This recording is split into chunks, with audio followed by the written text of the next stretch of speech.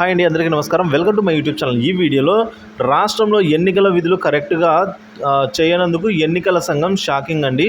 So మన రాష్ట్రంలో ఎన్నికల విధులు సరిగ్గా చేయలేని ఉద్యోగిపై అయితే ఎన్నికల సంఘం షాక్.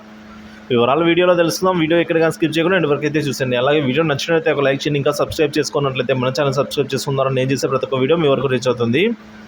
ఇక ఎన్నికల కోడ్ అమల్లో విఫలమైనందున నంద్యాల ఎస్పీ రఘువీరారెడ్డిపై అయితే చర్యలు తీసుకోవాలని కేంద్ర ఎన్నికల సంఘం డీజీపీని ఆదేశించిందండి.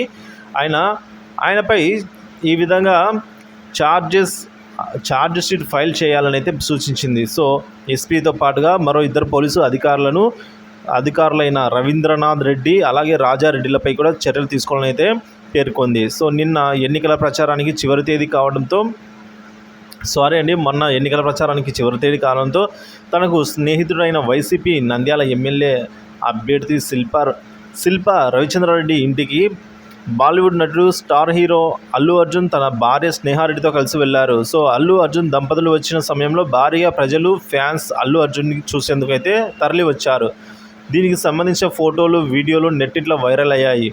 అయితే తమ అనుమతి లేకుండా జన సమీకరణ చేశారంటూ ఆ నియోజకవర్గానికి చెందిన రిటర్నింగ్ ఆఫీసర్ అల్లు అర్జున్ సహా వైసీపీ ఎమ్మెల్యే అభ్యర్థి శిల్ప రవిచంద్రారెడ్డిపై కూడా పోలీస్ స్టేషన్లో కేసు ఫిర్యాదు చేశారండి. ఐపీసీ సెక్షన్ 188 కింద అయితే కేసు నమోదు చేయగా క్రైమ్ నెంబర్ 71/2024గా అయితే కేసు రిజిస్టర్ చేశారు. సో ఈ విధంగా మనం చూసుకున్నట్లయితే ఎన్నికల కోడ్ అమల్లో విఫలమైనందుననే నంద్యాల ఎస్పీ రఘువీరారెడ్డిపై అయితే చర్యలు తీసుకోవాలని కేంద్ర ఎన్నికల సంఘం డీజీపీని ఈ విధంగా ఆదేశించడం జరిగింది. సో వివరాలు నచ్చినట్లయితే వీడియో లైక్ చేయండి, షేర్ చేయండి. ఇలాంటి వీడియోస్ కోసం మన ఛానల్ సబ్స్క్రైబ్ చేసుకోండి. Thank you for watching this video.